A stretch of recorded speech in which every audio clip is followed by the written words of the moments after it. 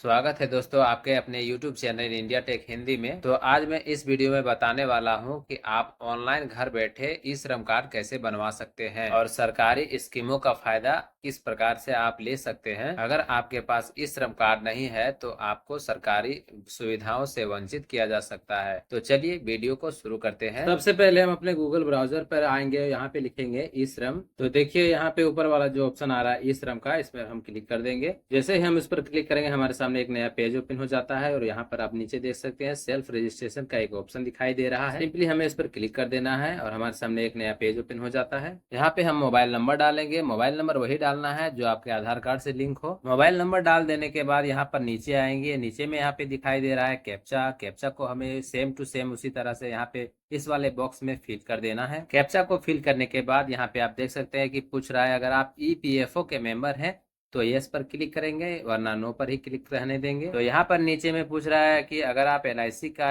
बीमा लिए हुए हैं तो यहाँ पे एस पर क्लिक करेंगे। तो यहाँ पे दोनों पर हम नो पर ही क्लिक करके छोड़ देंगे। सेंड ओटीपी पर क्लिक कर देंगे। उसके बाद यहाँ पे आपके आधार कार्ड से जो मोबाइल नंबर लिंक रहेगा उस पे एक ओटीपी जाएगा। उस वाले ओटीपी को यहाँ पे एंटर कर लेना है। उसके बाद यहाँ सिंपली सबमिट पर क्लिक कर देना है। उसके बाद हमें यहाँ पे आधार नंबर डालना है और यहाँ पे ओटीपी के ऑप्शन पर ही क्लिक रहने देंगे। यहाँ पे इंटर कैप्चा डालेंगे।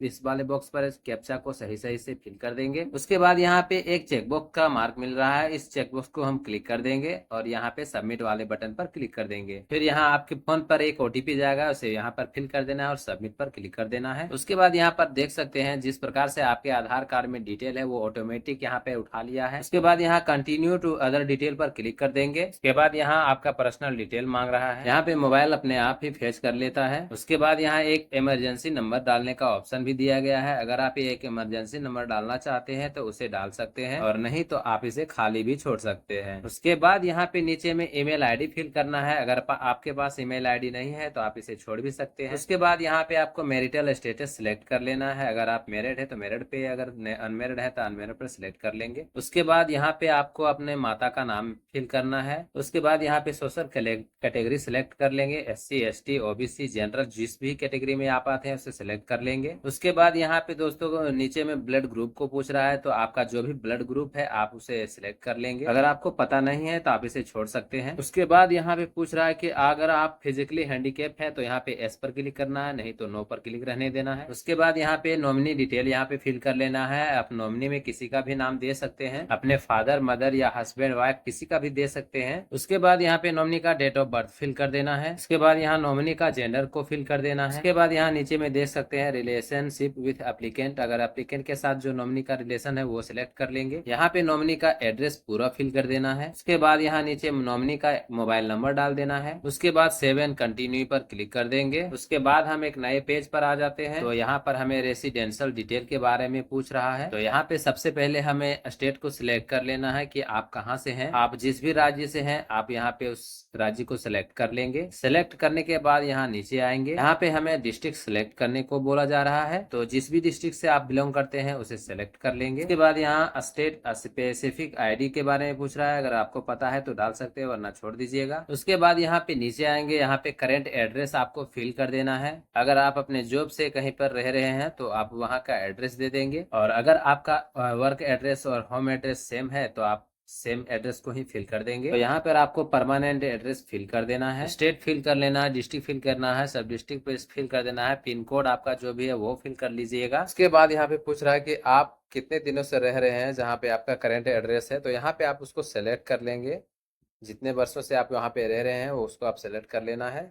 उसके बाद यहाँ पे आपको परमानेंट एड्रेस डाल देना है, जहाँ पे आपने जन्म लिया है उस जगह का नाम डाल देना है, यानी कि आपके गांव ग्राम का नाम डाल देना है। अगर आप शहरी क्षेत्र से हैं तो अर्बन डाल देना है, अगर ग्रामीण से हैं तो रूरल डाल देना है। उसके बाद सारा डिटेल यहाँ पर आपको फिल कर देना है, स्टेट, डिस्ट्रिक्ट, सब डिस्ट्रिक्ट, पिन कोड। उसके बाद यहाँ पे दोस्तों सेव एंड कंटिन्यू पर क्लिक कर देना है। उसके बाद यहाँ पे देख सकते हैं हमारे सामने एक पेज ओपन हो गया है। इसमें पूछ रहा है एजुकेशन क्वालिफिकेशन के बारे में, तो यहाँ पर आपको एजुकेशन क्वालिफिकेशन जो भी आपका हाईएस्ट है वो आप फिल कर दीजिएगा। अगर आप पढ़े लिखे नहीं है तो नॉट एलिजिबल पर क्लिक कर दीजिएगा। सिलेक्ट करने के बाद यहाँ पे नीचे आएंगे, यहाँ पे आपको एजुकेशन सर्टिफिकेट अपलोड करने को बोल रहा है। अगर आप चाहें तो इसे अपलोड कर सकते हैं, वरना इसे छोड़ भी सकते हैं। उसके बाद यहाँ नीचे आएंगे, आपको पूछ रहा है मंथली इनकम स्लैब के बारे में। तो यहाँ पे जो भी आपका इनकम होगा वो उसे आप सिलेक्ट कर लेंगे। तो यहाँ पे हम 10,000 बेलो वाले ऑप्शन पर सिलेक्ट कर लेंगे। अगर आप उससे ज्यादा कमा रहे हैं तो आप अपने अकॉर्डिंग यहाँ पे उससे ज्यादा सिलेक्ट कर लेंगे। अगर आपके पास इसका इनकम का कोई सर्टिफिकेट है तो यहाँ पे आप उसे डाल सकते हैं, वरना इसे छोड़ भी सकते हैं, नेसेसरी नहीं है। और अगर आप अपलोड कर रहे हैं इन दोनों में डॉक्यूमेंट दोस्तों, तो यहाँ पे ध्यान रहे कि 1 MB से साइज पूरा कम होना चाहिए, 1 MB से ज्यादा का साइज नहीं होना चाहिए। उसके बाद सेव एंड कंटिन्यू पर क्लिक करेंगे। उसके बाद यहाँ पे ऑक्यूपेशन एंड स्किल का ऑप्शन आ जाता है, जिसे आपको फिल कर देना है। तो यहाँ पे पूछ रहा है are you working with platform agriculture mobile apps best service provide Uber Ola Zomato ETC। अगर आप इस तरह के कोई प्लेटफॉर्म पर काम कर रहे हैं तो यहाँ पे यस पे क्लिक करेंगे, वरना नो पर ही रहने देंगे। उसके बाद यहाँ पे पूछ रहा है कि प्राइमरी ऑक्यूपेशन आपका क्या है, यानी कि आप क्या काम कर रहे हैं, वो यहाँ पे आपको फिल कर देना है दोस्तों। यहाँ पे देख सकते हैं NCO कोड का लिस्ट है, इस पर क्लिक करेंगे, आपके सामने एक नया पेज ओपन हो जाएगा। उसके बाद यहाँ पे देख सकते हैं कि जिस तरह का काम आप करते हैं यहाँ पे टोटल लिस्ट आपके सामने आ जाता है। तो यहाँ पर बहुत सारे वो काम का ऑप्शन दिया गया है जो आप कर रहे हैं।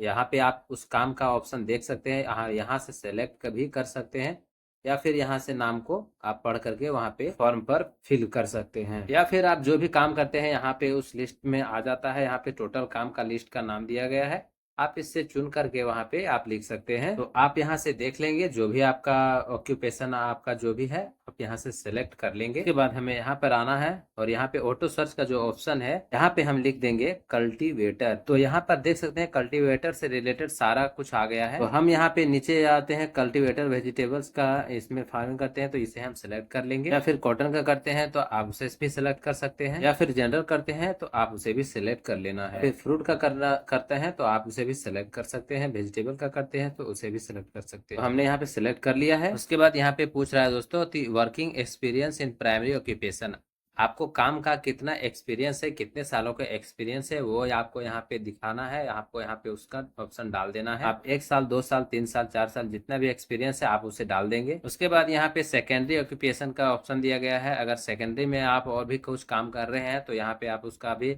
ऑप्शन में डाल सकते हैं, नहीं तो आप इसे छोड़ देंगे, कोई नेसेसरी नहीं है। अगर आपके पास ऑक्यूपेशन का सर्टिफिकेट है तो आप यहाँ पे उसे अपलोड कर सकते हैं, और अगर आपके पास नहीं है तो आप इसे छोड़ सकते हैं, कोई नेसेसरी नहीं है। उसके बाद यहाँ पे दिखाई दे रहा है हमें how did you accrue skill. अगर आप अपने काम का कहीं पे ट्रेनिंग लिए हैं तो इस ऊपर वाले ऑप्शन पर क्लिक कर देंगे, और नहीं तो नीचे वाले ऑप्शन पर हम क्लिक करके आगे बढ़ेंगे। तो जैसे ही हमने इस वाले ऑप्शन पर क्लिक किया है हमारे सामने एक और ऑप्शन खुल के आ जाता है सब स्किल के बारे में। तो इस वाले ऑप्शन पर क्लिक करके आपको बताना है कि आप किस तरह से काम सीखे हैं, सेल्फ लर्निंग से सीखे हैं, या कहीं पे जाके सीखे हैं, या फिर कहीं जॉब पर काम कर रहे थे उस टाइम कहीं पर सीखे हैं।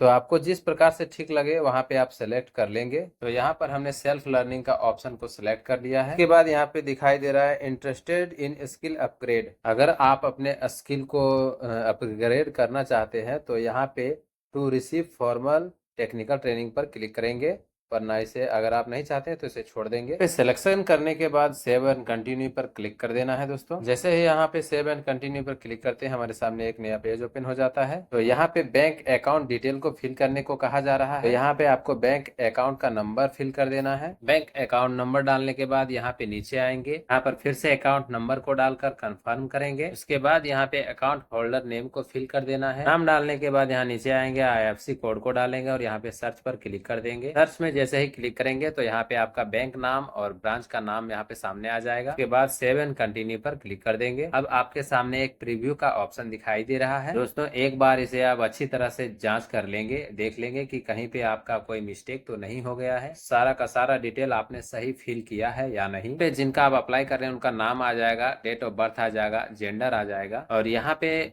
उनका फोटो भी आ जाता है। उसके बाद यहाँ पे नीचे आएंगे और पर्सनल डिटेल को पूरा चेक कर लेंगे। उसके बाद थोड़ा नीचे स्क्रॉल करेंगे, नॉमिनी डिटेल को चेक कर लेंगे कि आपने जो फिल किया है वो सही फिल किया है या नहीं, और यहाँ पे बैंक डिटेल को भी आपको मिला लेना है। उसके बाद यहाँ पे डिक्लेरेशन के ऑप्शन पर आएंगे, यहाँ पे एक चेकबॉक्स का निशान मिलेगा, टर्म एंड कंडीशन को पढ़ेंगे और यहाँ पे चेकबॉक्स पर क्लिक कर देंगे। उसके बाद यहाँ पे लिखा हुआ आ रहा है दोस्तों की are you looking for a job and willing to join national career service. तो अगर आप जॉब ज्वाइन करना चाहते हैं तो यस या नो पर क्लिक करेंगे। यहाँ पे नीचे में एडिट का एक ऑप्शन दिया गया है दोस्तों, यहाँ पे अगर कोई गलती है तो एडिट करके आप उसे सुधार भी सकते हैं। सारे डिटेल को जांच करने के बाद यहाँ पे हम सबमिट वाले ऑप्शन पर क्लिक कर देंगे। जैसे ही सबमिट वाले ऑप्शन पर हम क्लिक करते हैं हमारा ई श्रम कार्ड बनकर तैयार हो जाता है दोस्तों। जैसे कि यहाँ पे आप देख सकते हैं कि हमारा ई श्रम कार्ड बनकर तैयार हो चुका है, तो आप इसे यहाँ से डाउनलोड भी कर सकते हैं। तो इस तरह से बहुत ही आसानी से हमारा ई श्रम कार्ड ऑनलाइन बनकर तैयार हो जाता है।